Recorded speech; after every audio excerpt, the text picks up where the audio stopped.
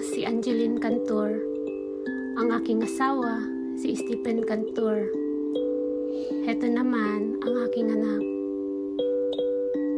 Hindi masamang magmahal, lalo na kung ikay magkakaanak ng isang katulad nito na mukhang anghel.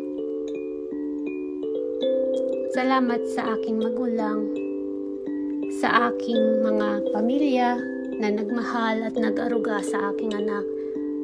Naranasan niya magkaroon ng isang ama, ina, mga kapatid, ate, kuya at nakakabatang kapatid. Pinag-aral siya.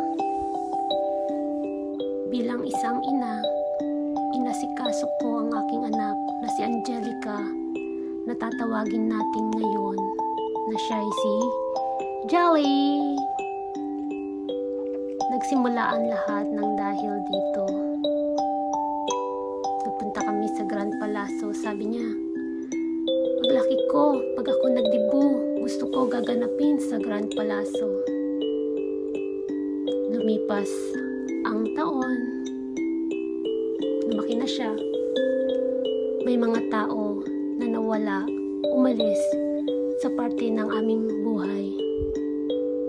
Hanggang may dumating sa buhay naming mag-ina. Ang batang nangarap na titingin-tingin sa Grand Palazzo, nagaganapin ang kanyang dibu sa Grand Palazzo. Ngayon, natupad na ang kanyang pangarap, ang aking anak na si Jelly. Tumingin ka lang sa langit, baka sakali